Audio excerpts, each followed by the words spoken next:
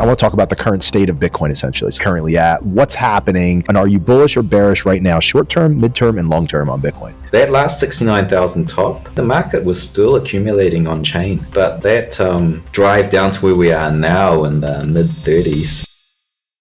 There's a lot of volatility this year. Number one, are we in a bear market? And I want to talk about the current state of Bitcoin, essentially. So let's kind of like dive into where we're currently at, what's happening, and are you bullish or bearish right now, short-term, mid-term, and long-term on Bitcoin? Yeah, I think we're going through a phase transition. Bitcoin's gone through many.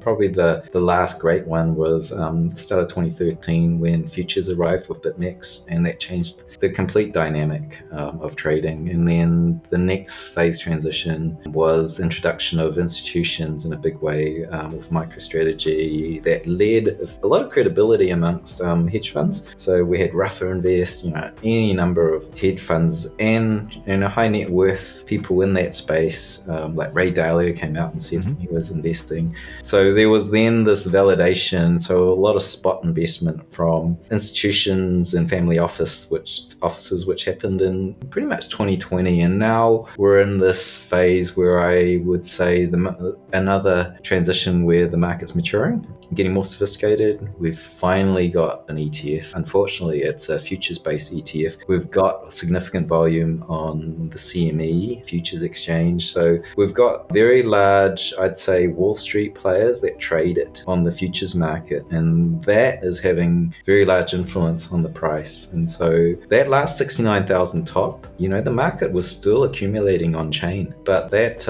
drive down to where we are now in the mid-30s, that was fully from sell down from the futures market. They started selling down while the spot investors were accumulating. And usually in that situation, it's going to resolve one way or the other. And this time, the futures sell pressure overwhelmed the spot buyers, and then they switched to selling. Like, this is the first time that I've seen a significant move of this scale where on-chain lagged. So that's very interesting to me. The top was really from a different market, quite different from tail end of 2020. No matter what the futures markets were selling down on, the tidal wave of money coming in, buying spot, withdrawing into their on-chain wallets, overwhelmed the entire market. So it's interesting now. And it comes in a time where structurally we're a lot stronger than the last top, where the whole thing capitulated under the China sort of mining ban and all this negative ESG narrative. Now it's different. It's just the futures selling down while everyone's holding on to their coins. We saw a little bit of hodlers sort of divesting a bit, but nothing major. If you look at that in the macro terms of demand and supply, the guys that have held their coins for a long time, like 5 months or more, they're not selling, right? It turns out anyone who's held their coins for 5 months aren't selling. The history shows that they sell once there's profit to be had. Why not, right? You've held your coins for 5 months. You're not going to sell now. So we saw a bit of that selling as we ran up to 69,000. They bought sub 40. They made a nice profit. And the moment we dipped it below the 40,000, they stopped selling actually, and they started accumulating actually as a cohort. Structurally really strong. We're at peak levels of long-term holders. It's not a bear market if you look at that metric. And then in the shorter term, we're in a really interesting phase right now where you can look at the strength of the different types of cohorts of investors. You've got swing investors, you've got the hodlers. The hodlers stack, they keep accumulating. Very seldom they divest a little, but there's the speculative guys that buy and sell almost on par. They will zero out. They don't care about the asset, holding it long term. And you can compare their strength of holdings, like are they accumulating? Are they dumping? You can measure their strength.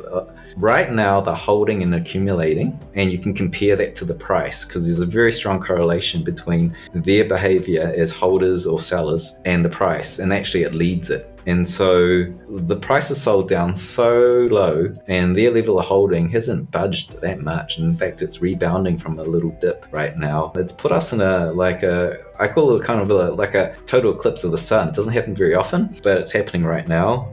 Both of these types of cohorts are at peak levels of holdings versus the price. The differentials at peak, it's like 2 standard deviations from the norm. Last time we were in this zone was in October. Before that, very briefly, was the bottom wick of the COVID crash. Before that was the bottom wick of the 2014 bear market, which happened in January 2015. And before that, it was 2012 when Bitcoin traded at $5 before the 2012-13 bull run that led to $1,200. So in the short phase, shorter term, we're kind of a peak oversold. It might take 2 weeks for that to take effect, maybe more. Like probably by the end of this month, I think it might take effect. And then in the very, very short term, over the next few days, there's a little bit of technical resistance to shake off, a lot of fear, correlations to risk off, risk on in equities. So I think that needs to shake out. Yeah, we've just had another cycle, right? It's like little ripples of cycle, no more 4-year cycles. This is the final cycle that takes us to, what is it? 10 trillion, 25, 40 trillion, 100 trillion, whatever it is. This is the one that's bumpy.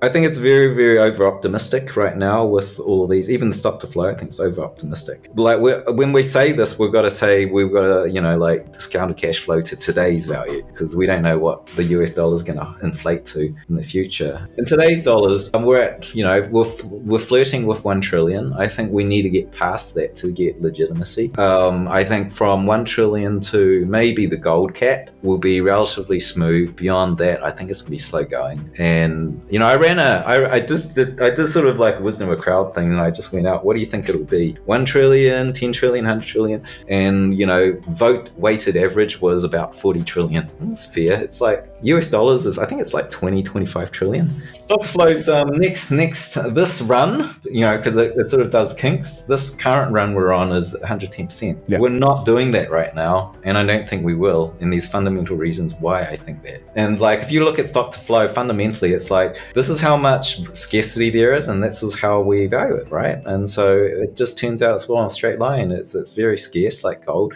It's worth this. Same with silver. Real estate's even more scarce, and it's all Bitcoin in the early phase, Bitcoin in the 2012 phase on this line, but it's deviating, right? After the 2015 halving, it deviated below it, and then now it's even further deviated from that straight line. 2015, what happened? So the floor and stock to flow, in my view, is that it views Bitcoin as the asset class. Yet investors do not think of Bitcoin as the asset class. They think of digital assets, crypto as asset class. And you could talk to any family office. Hey, what are you buying? Bitcoin, a bit of Ethereum, maybe Solana, some NFTs, right? So they're deploying that capital that they've reserved into the bucket called crypto assets. And so now it's been diluted. So like 2015 is interesting. It deviated from that line because Ethereum came along. And now in 2021, like last year, it deviated further.